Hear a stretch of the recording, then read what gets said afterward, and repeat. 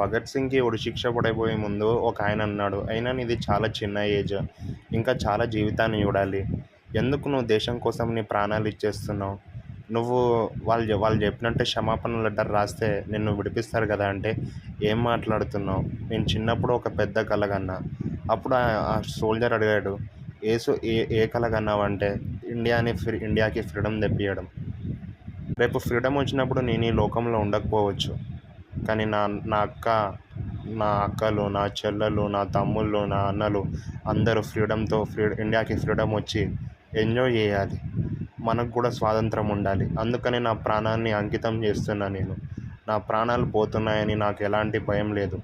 ఎందుకంటే ఇండియాకి ఫ్రీడమ్ రావాలి. ఇండియా